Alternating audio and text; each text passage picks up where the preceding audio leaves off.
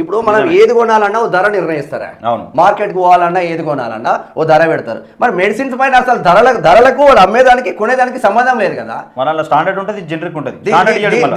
దీంట్లో మన పాలకులకేమో చిత్తశుద్ధి లేదా? మన పాలకులకేమో చిత్తశుద్ధి లేదా? వాడు ఏమన్నా అమ్ముకొని ఏమన్నా ఫార్మాసిస్ట్ అమ్మాలనే 10వ తరగతి పాస్ కానివాడు కూడా ఆర్ఎంపీ డాక్టర్లు అందరూ మెడికల్ షాపులు పెట్టుకొని కోట్లు సంపాదించారు. ఇటు ఒక్కసారి ఒక ఫ్యామిలీ, సామాన్య ఫ్యామిలీ, మిడిల్ క్లాస్ ఫ్యామిలీ ఒక్కడు పెద్ద జబ్బు వచ్చి హాస్పిటల్లో పడితే వాడి కుటుంబం కథం. ఏదైనా మంచి సీట్ వచ్చి మంచి కాలేజీలో మన పిల్లలకి సీట్ వచ్చి చదివించలేని పరిస్థితిలో ఉండి సప్పో చేసి భూమి అమ్మి చదివిద్దామంటే వాడి కుటుంబం కథం. ఈ చదువుకు, ఈ రెంట్లకు, ఈ రోగాలకే వాళ్ళ కుటుంబాలను సర్వనాశం పట్టిస్తున్నారు. మీకు మాత్రం ఎక్కడి నుంచైనా డబ్బులు వస్తున్నాయి రాజకీయ నాయకులకు.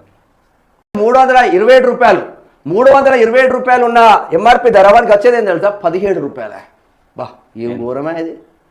327 రూపాయలు ఉన్న ఎంఆర్పి 17 రూపాయలకి వస్తుంది. 17 రూపాయలకి వస్తే ఏం చేయాలి? ఓ 10 రూపాయలు లాభం చూసుకొని 20 రూపాయలకి, 20 రూపాయలు 30 రూపాయలకు లాస్ట్ ఎంతకు అమ్ముతుండు?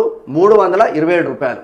అంటే మన లాభం ఎంత? ఒక షీట్ మీద 310 రూపాయలు ఒక్క గోలీ అమ్ముకుంటే, ఒక షీట్.